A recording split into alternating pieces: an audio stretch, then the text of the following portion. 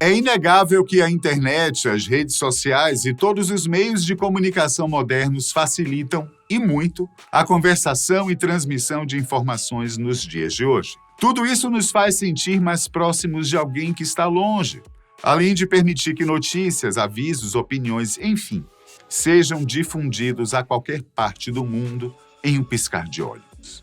Basicamente de maneira instantânea. Mas, como nem tudo são flores, é certo que esta mesma tecnologia que nos aproxima e democratiza o acesso ao conhecimento também é responsável por criar e espalhar de forma perigosa e irresponsável ideias falsas e deturpadas, como as famigeradas teorias da conspiração ou, para usar o termo moderno, as fake news. Isso, sem dúvidas, é um dos maiores desafios da comunicação nos dias atuais e demanda esforços de autoridades do mundo todo para mitigar seus impactos na sociedade. Porém, hoje o nosso vídeo vai nadar contra a corrente. Vamos te apresentar histórias que originalmente eram consideradas como teorias da conspiração, mas que provaram ser verdadeiras. Você irá se surpreender com contos mirabolantes, conchavos envolvendo governos e grandes corporações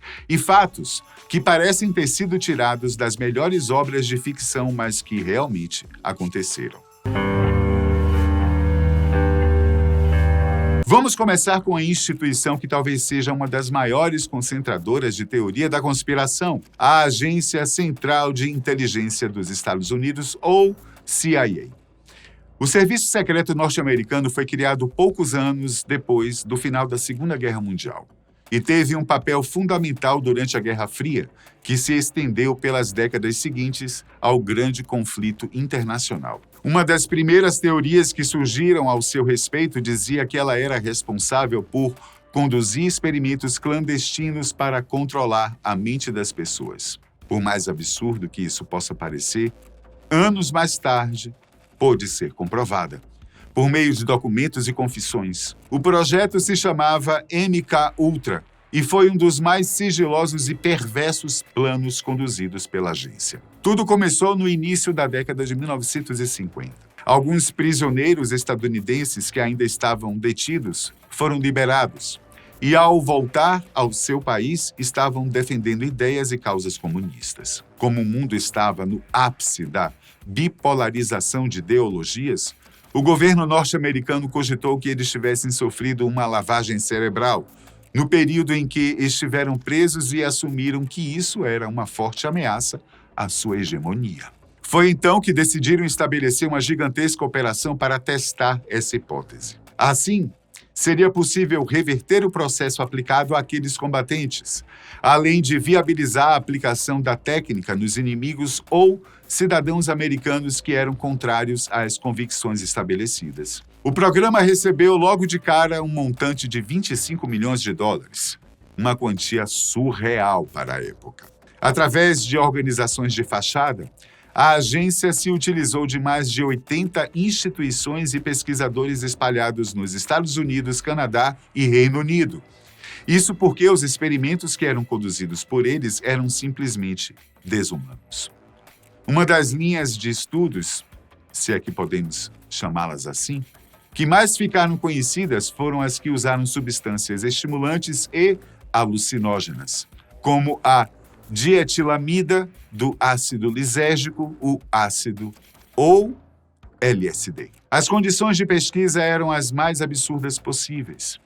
Os agentes chegaram a estabelecer falsas casas de prostituição para onde os homens eram atraídos para receber doses da substância que eram administradas pelas mulheres sem o consentimento dos clientes. Em seguida, os cientistas da CIA estudavam os comportamentos e as reações das cobaias por meio de falsos espelhos que permitiam observar sem serem notados. Também era comum que o serviço de inteligência organizasse festas, onde o componente era distribuído para verificar as ações das pessoas em grupo com a incidência de música. Elas eram chamadas de provas de ácido, e muitos afirmam que elas influenciaram o surgimento do movimento hippie e da estética psicodélica, que influenciou as artes e a cultura anos mais tarde. Mas Isso não é nada, comparado ao que foi feito nas clínicas e nos hospitais psiquiátricos, a mando do serviço secreto. As pesquisas com LSD tinham um caráter investigativo.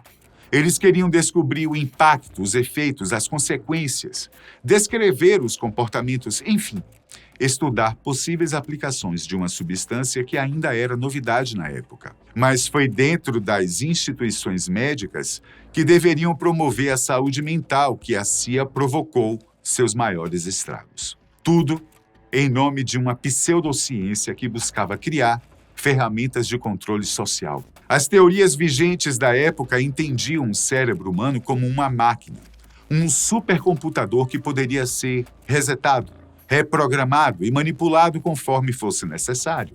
Para isso, eles usavam técnicas bárbaras, como a privação dos sentidos e o eletrochoque para desestruturar a psique, regredir as pessoas a estados anteriores e muitas vezes deixá-las em estado vegetativo. Depois disso, os indivíduos eram vistos como uma página em branco, onde a nova programação poderia ser escrita. Para isso, eles ouviam por horas a fio frases imperativas que induziam o que eles precisavam fazer, pensar, sentir, como se comportar.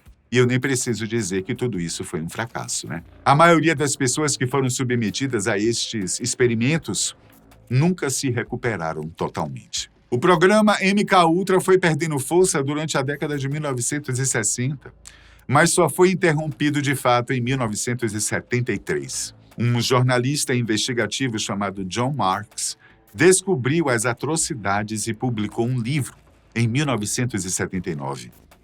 No início, o público recebeu as informações com certa desconfiança, afinal de contas, tudo parecia fazer parte de uma grande teoria da conspiração, mas os fatos foram ganhando credibilidade aos poucos, conforme as provas e testemunhas foram surgindo. Em determinado ponto, os dirigentes da CIA chegaram a admitir os atos, pois já não era possível refutá-los. No entanto, grande parte das provas foram apagadas e as atrocidades foram justificadas por um bem maior, já que momentos de crise pedem medidas desesperadas. Infelizmente, foi assim que a maioria dos responsáveis conseguiu se safar sem grandes consequências. Nosso próximo caso também tem a cara típica de uma teoria da conspiração. Você acreditaria se eu te dissesse que cientistas canadenses inventaram um dispositivo para revelar homossexuais? Um verdadeiro gaydar? Gente, é demais isso. Se fosse em outro contexto, provavelmente sua resposta seria não. Mas se está aqui, é porque sim. Por mais estranho que pareça, isso realmente existiu. O fato pode parecer cômico em primeiro momento, mas esconde circunstâncias bastante complexas e perversas. Vamos retornar para o período da Guerra Fria. Em 1961, o governo canadense contratou Frank Robert Waite, um professor do Instituto de Psicologia da Universidade de Carleton, para desenvolver um teste científico capaz de determinar se uma pessoa era gay ou não. Essa decisão pode parecer apenas um ato preconceituoso proveniente de uma sociedade machista, mas vai muito além disso. Naquela época, a visão predominante ditava que os homossexuais sofriam de uma fraqueza de caráter, logo, poderiam ser facilmente manipulados, o que os tornaria possivelmente desleais. Novamente, no contexto da bipolarização ideológica em que o mundo se encontrava, isso realmente era visto como um problema grave. O governo já dispunha de uma lista de pessoas que eram suspeitas ou confirmadas como gays. No entanto, vigiá-las e controlá-las por meio de serviços secretos era extremamente caro e lento. Por isso, decidiram investir em um método científico para determinar quem era ou não confiável. Para isso, Wake criou uma série de testes psicológicos que, em teoria, poderiam afirmar qual seria a orientação sexual de uma pessoa. Portanto, o gaydar não era um aparelho em si, mas uma bateria de exames que hoje seriam enquadrados como uma avaliação psicológica. Apesar disso, o dispositivo ficou conhecido como máquina de frutas, por conta do termo de cunho pejorativo que era usado na época para se referir aos homossexuais. Além de um amontoado de perguntas e medições, a principal técnica consistia em verificar o comportamento da pupila de quem estava sendo avaliado quando o sujeito era exposto a imagens sexualizadas de pessoas de ambos os gêneros. Além de todos os problemas éticos envolvidos, o instrumento se mostrou ineficaz e altamente problemático, pois seus resultados poderiam ser facilmente manipulados por quem estava aplicando os exames. Mesmo assim, centenas de pessoas das esferas civil e militar perderam seus empregos, além de milhares que foram fichadas e estigmatizadas ao serem designadas como suspeitas. Recentemente, um grupo de estudantes da universidade teve acesso aos documentos desta pesquisa e pediram uma manifestação oficial da instituição em relação ao caso. Além disso, propuseram criar um monumento e um grupo para estudos e debates sobre o tema, que serviriam como uma forma de evitar que algo do tipo ocorra novamente.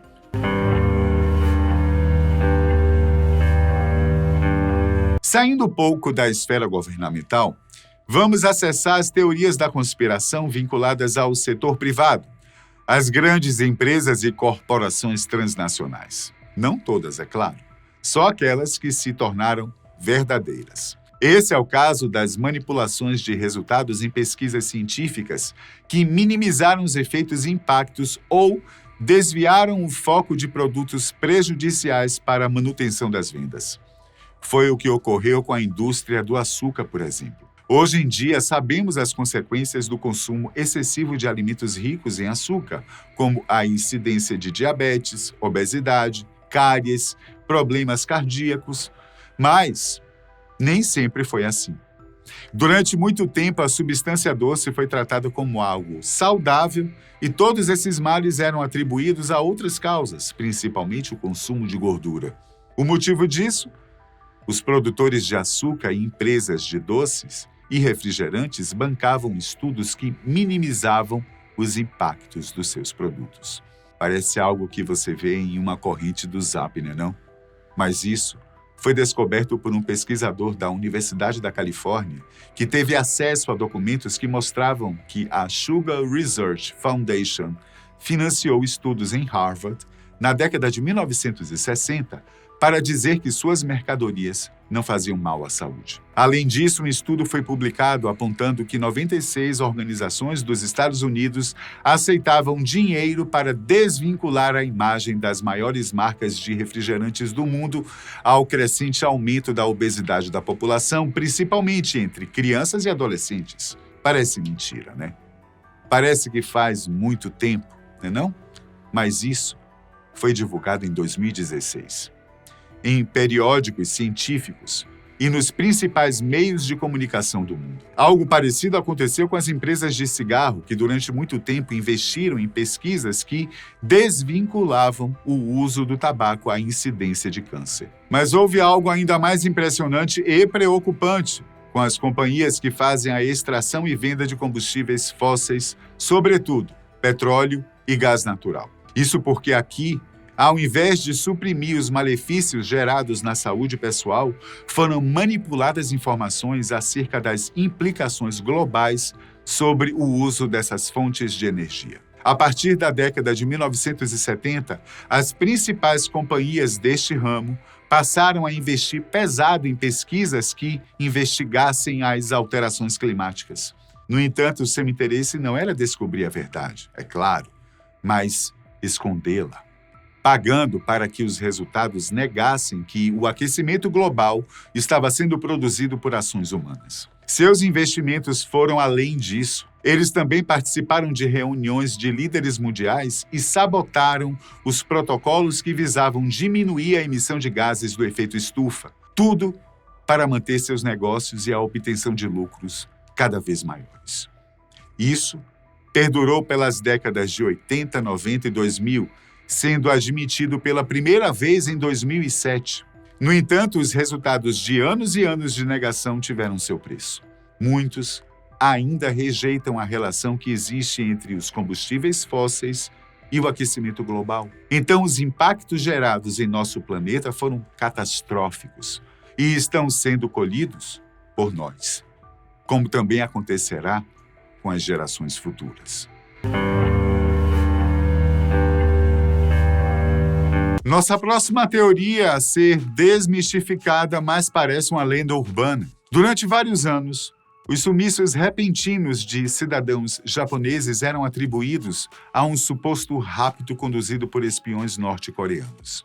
Entre 1977 e 83, centenas de pessoas desapareceram misteriosamente sem que os casos pudessem ser explicados, o que fez com que eles fossem relegados ao governo ditatorial do país vizinho. O governo coreano negava as acusações, o que fez com que essas histórias fossem descredibilizadas, literalmente consideradas lendas, parecidas com aquelas que os pais contam para que os filhos se comportem. Qual não foi a surpresa dos cidadãos japoneses quando, em 2002, o ex-líder Kim Jong-il, antecessor do atual déspota, admitiu que agentes do seu país de fato haviam raptado alguns cidadãos da Terra do Sol Nascente. Na época, o representante da dinastia Kim reconheceu que houve 13 casos como esse, mas o governo japonês rebateu dizendo que reconhecia ao menos 17 ocorrências. Do outro lado, a população que agora sabia que era verdade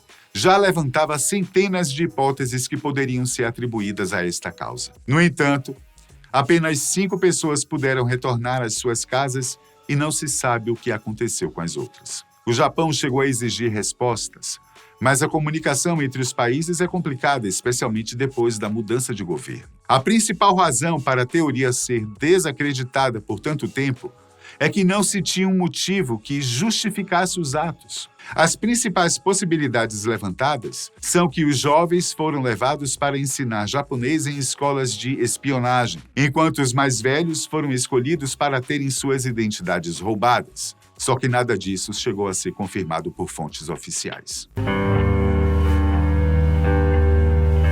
Falando em teorias da conspiração que mais parecem lendas urbanas, e se eu te contasse uma história que envolvesse túmulos sendo revirados para pesquisas secretas do governo? Provavelmente você não me daria muita credibilidade, né não? Mas foi exatamente isso que aconteceu com o projeto Sunshine. Ele foi um estudo encomendado pela Comissão de Energia Atômica, pela Força Aérea e outras instituições norte-americanas que queriam investigar os impactos da precipitação radioativa na população mundial. É uma causa bem nobre, né não? Isso, claro, se os requisitos éticos tivessem sido minimamente seguidos. No começo da década de 1950, as autoridades estadunidenses começaram a se preocupar com os efeitos do aumento de partículas radioativas na biosfera. Não podemos esquecer dos acontecimentos marcantes que colocaram um fim na Segunda Guerra Mundial.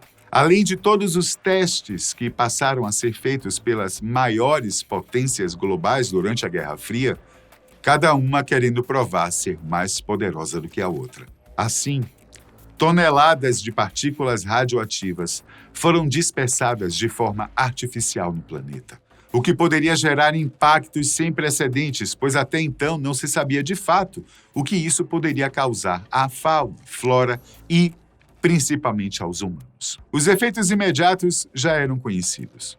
Tanto aqueles desastrosos provenientes das detonações, quanto a simples exposição direta, algo que acometeu muitos profissionais e pesquisadores envolvidos neste projeto. Contudo, a incidência indireta e ao longo prazo ainda era um mistério e isso precisaria ser investigado para se ter dimensão do que esperar do futuro. Como dissemos, uma causa nobre e necessária, correto?